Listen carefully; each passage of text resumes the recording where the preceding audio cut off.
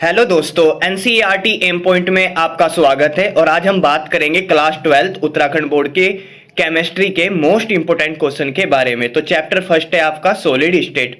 तो क्वेश्चन है क्रिस्टलीय एवं अक्रिस्टलीय ठोस में अंतर, यानी क्रिस्टलाइन एंड एमोर्फस सॉलिड। और साथ में इनके बीच में अंतर भी बताना है और सभी के एग्जाम्पल भी आपसे आने चाहिए, क्योंकि पूछ लेगा एग्जाम में कि इनमें से बताइए क्रिस्टलीय कौन है और इनमें से बताइए अक्रिस्टलीय कौन है। तो जो अभ्यास के अंतर्गत आपके एनसीईआरटी के में क्वेश्चन दिए गए हैं उसमें भी ये क्वेश्चन मिल जाएगा, और साथ में एनसीईआरटी की जो पाठ्य पुस्तक है उसके बीच में भी आपको इसके एग्जाम्पल बहुत सारे मिल जाएंगे। तो ये आपको तैयार करके जाना है, अंतर भी और इसके एग्जाम्पल भी।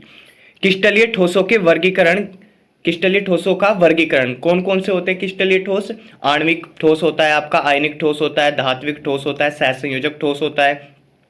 तो इनका वर्गीकरण भी आना चाहिए और इनके सभी एग्जाम्पल भी आपको पता होने चाहिए। तो आपको पूछ लेगा ऑप्शन में एमसीक्यू में कि बताइए निम्नलिखित में से कौन आणविक ठोस है, कौन सहसंयोजक ठोस है, इस तरीके से।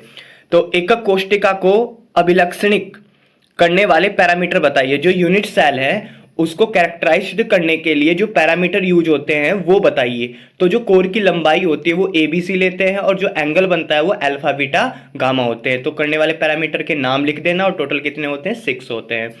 ठीक है, दोनों को मिलाकर आगे विभेद करना है आपको, डिफरेंस बताना है। षटकोणीय जिसको हेक्सागोनल कहते हैं, एकंताक्ष जिसको मोनोक्लिनिक कहते हैं। तो षटकोणीय एकक कोष्टिका और एकंताक्ष यानी मोनोक्लिनिक एकक कोष्टिका के बीच में आपको विभेद बताना है। ठीक है, विभेद का मतलब ये होता है कि इसमें सब कुछ आपको, जितनी जालक बिंदुओं की संख्या है, उपसह संयोजन संख्या है, संकुलन क्षमता है ना, इनके बीच में किस तरीके से व्यवहार होता है, दोनों में अंतर क्या है, तो इस तरीके से आपको डिफाइन करना है। फलक केंद्रित यानी एफसीसी, अंतः केंद्रित एकक कोष्टिका, ठीक है, यानी बीसीसी, सॉरी ईसीसी, अंतः केंद्रित एकक कोष्टिका क्या है? ईसीसी है। उपसह संयोजन संख्या क्या है? कोऑर्डिनेशन नंबर क्या है? कोऑर्डिनेशन नंबर क्या है ये आपको पता होने चाहिए। और जितनी भी एकक कोष्टिका है, जैसे आध एकक कोष्टिका हो गई, सिंपल क्यूबिक सेल हो गई, बीसीसी हो गई, आपकी बॉडी सेंटर्ड हो गई, फेस वाली हो गई, ईसीसी वाली हो गई, इनके बारे में आपको, इनके जो इनका निर्माण है विद फोटो, ये भी आपको पता होने चाहिए। और इनकी उपसह संयोजन संख्या भी आपको पता नहीं होनी चाहिए, ठीक है ना। और इनमें कितने जालक बिंदुओं की संख्या है, परमाणु की संख्या है, वो भी आपको पता होनी चाहिए। संकुलन क्षमता क्या है, जिसको पैकिंग इफिशिएंसी बोलते हैं, संकुलन क्षमता की आपको डेफिनेशन पता होनी चाहिए। और इसमें जो यहाँ पर दिया गया है कि सरल घन के लिए यानी सिंपल क्यूब के लिए पीई कितना होता है, एफसीसी के लिए कितना होता है और बीसीसी के लिए कितना होता है। एफसीसी को एससीपी और सीसीपी सेम होते हैं, जो एफसीसी में होगी वही एससीपी में होगी यानी षटकोणीय में होगी, और सीसीपी यानी घनीय में होगी। ठीक है, ये वाली जो 52.4 74% 68% ये आपसे निकालनी आनी चाहिए, किस तरीके से निकाल रखी है। अब आपको सरल घन के लिए A=2R=D है। ए क्या है? कोर की लंबाई, और डी क्या है? निकट, जो परमाणुओं के निकट पड़ोसी दूरी है वो डी है। तो इनके बीच में आपको जो रिलेशन दिया गया है ये भी रिलेशन आपसे प्रूव करना आना चाहिए। एकक कोष्टिका का घनत्व रो बराबर Z cross M A cube cross N A cross 10⁻⁻30। तो इस फॉर्मूले पर न्यूमेरिकल पूछे जाते हैं।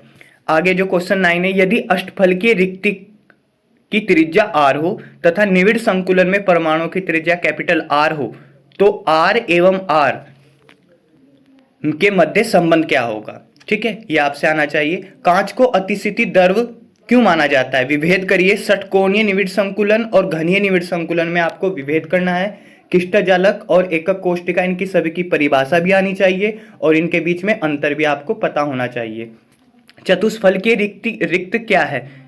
अष्टफलकीय रिक्ति क्या है? दोनों को आपको आना चाहिए और दोनों के बीच में रिलेशन भी आपसे आना चाहिए कि कितने इनमें परमाणु की संख्या होती है, किसमें ट्वाइस होती है। भाई चतुष्फलकीय रिक्त में 2n होती है, अष्टफलकीय रिक्त में खाली n होती है। इन दोनों के अभिलक्षण भी आने चाहिए। R positive upon R negative, ये इन दोनों का अनुपात कितना होता है ये भी आपको पता होना चाहिए। शॉर्टकी दोष, फ्रैंकल दोष, अंतरकाशी, ये यहाँ पर पहला जो शॉर्टकी दोष है, फ्रैंकल दोष है, इन दोनों के बीच में जो अंतर है ये भी आपको पता होना चाहिए। दोनों के बीच में अंतर क्या है विद एग्जाम्पल आपको पता होना चाहिए। रिक्तिका दोष क्या है? अंतरकाशी दोष क्या है? ठीक है। एफ केंद्रक क्या है, इन सभी को आपको एग्जाम्पल सहित आपको पता होना चाहिए, सभी को अच्छे तरीके से याद कर लेना है आपको। लोह चुंबकत्व, अनुचुंबकत्व, फेरी चुंबकत्व, प्रतिलोह चुंबकत्व, पीजो विद्युत या दाब विद्युत, इन सब के एग्जाम्पल और इनके बारे में आपको पता होना चाहिए। धातु आधिक्य दोष व धातु न्यूनता दोष क्या है, ठीक है, ये भी आपको पता होना चाहिए इसके बारे में। आगे ये मोस्ट इंपोर्टेंट न्यूमेरिकल मैंने दिए हैं, तो इन न्यूमेरिकल को आपको तैयार कर लेना है अच्छे तरीके से। ये देखिए यहाँ पर जो 7 क्रिस्टल समूह था, जिसमें cubic, tetragonal, orthorhombic, monoclinic, hexagonal, rhombohedral, triclinic, ये सभी के अक्षीय दूरी और अक्षीय कोण और इन सभी के एग्जाम्पल साथ में दिए गए। ब्रेवे जालक क्या है, क्रिस्टल तंत्र में जालकों के प्रकार कितने होते हैं, 14 विभिन्न प्रकार के जालक पाए जाते हैं जिन्हें ब्रेवे जालक कहते हैं, तो पूछा जा सकता है एग्जाम में। आगे ये कुछ न्यूमेरिकल हैं, इन न्यूमेरिकल को सभी को आपको करके जाना है, ये सभी न्यूमेरिकल आपको करके जाने हैं, तैयार कर लेने हैं। क्रिस्टलीय और अक्रिस्टलीय ठोसों में अंतर, ये सभी यहाँ पर गलनांक प्रकृति, शीतलन वक्र पूछ लेगा कि क्रिस्टलीय और अक्रिस्टलीय ठोसों का शीतलन वक्र बनाइए, ऐसे पूछ लेगा। देशिकता, कौन सा समदेशिक होता है, कौन विषमदेशिक होता है, ये पूछ लेगा।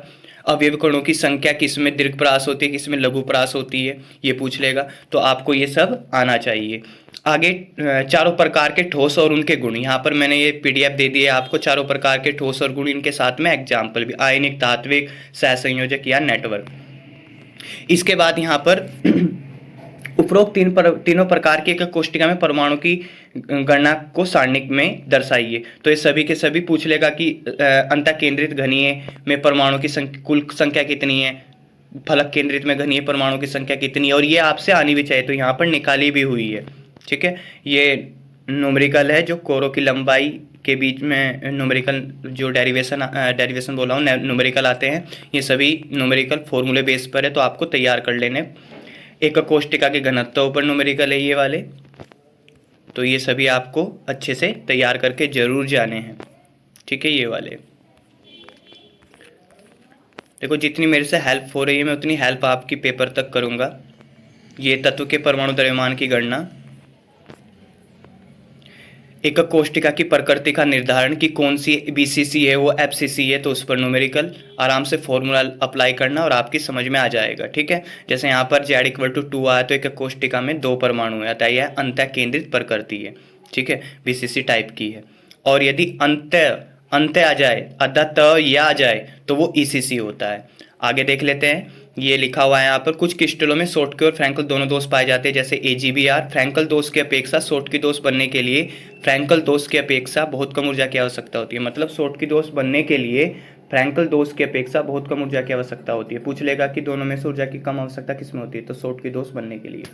शॉर्टकी और फ्रैंकल दोष में अंतर क्या है, तो अंतरकाशी दोष है, ये रिक्तिका दोष है, तो बहुत अच्छे तरीके से डिजाइन है, तो आप इसको ये सभी के सभी यदि अंतर पूछ ले तो आपको यहाँ से लिख लेने हैं। ये आगे जो मैं आपको अनुचुंबकीय, प्रतिचुंबकीय, लोह चुंबकीय, फेरी चुंबकीय, प्रतिलोह चुंबकीय बता रहा था, तो सबका डिनोट किया हुआ है PDF, FEAF, तो सबके सामने PDF ये लिखे हुए हैं, तो जिनके सामने जो लिखे हुए वो उसके क्या है एग्जाम्पल है, तो ये आपको कर लेना है। आगे ये 1 मार्क्स के क्वेश्चन है, मोस्ट इंपोर्टेंट है। बर्फ की प्रकृति छिद्रित क्यों होती है, क्रिस्टलीय और अक्रिस्टलीय ठोसों में किसकी प्रकृति समदेशिक होती है, और निविड़ संकुलन n गोलों में कितने चतुष्फलकीय और अष्टफलकीय होते हैं, तो चतुष्फलकीय छिद्रों की संख्या 2n होती है और अष्टफलकीय छिद्रों की संख्या n होती है, तो 1 मार्क्स में पूछ सकता है, 2 मार्क्स में पूछ सकता है। फ्रैंकल और शॉर्टकी दोषों में से कौन सा दोष क्रिस्टल का घनत्व घटा देता है, ठीक है, तो शॉर्टकी दोष क्रिस्टल का घनत्व घटा देता है फ्रैंकल दोष पर, ये आपको देख लेने हैं सभी,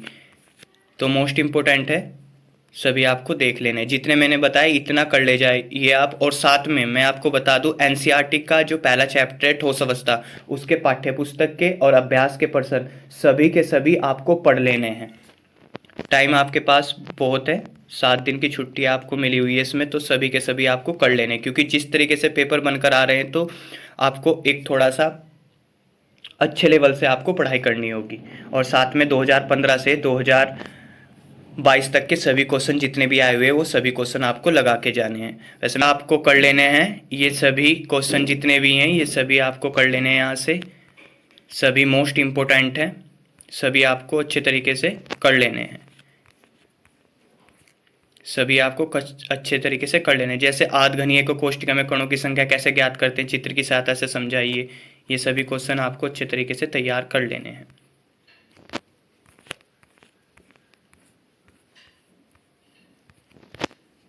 ये सभी क्वेश्चन आपको अच्छे से तैयार कर लेने हैं। तो ये आपका जो पहला चैप्टर है, फर्स्ट चैप्टर है सॉलिड स्टेट ठोस अवस्था, उसके जितने भी मोस्ट इंपॉर्टेंट क्वेश्चन थे वो मैंने आपको प्रोवाइड कर दिए हैं। तो आप इनकी बेहतरीन तरीके से तैयारी कीजिए। और आज ही एक ही दिन में मैं इस तरीके से आपके 4 चैप्टर में कंप्लीट करा चुका हूँगा। ठीक है ना। तो प्लीज़ ये वीडियो आप अपने दोस्तों के पास शेयर कीजिए और कमेंट करके बताइए कैसी लगी ये वीडियो। और अब तक आपने हमारे चैनल को सब्सक्राइब नहीं किया तो प्लीज़ चैनल को सब्सक्राइब जरूर कर लीजिए। तो मिलते हैं नेक्स्ट वीडियो में। Thank you.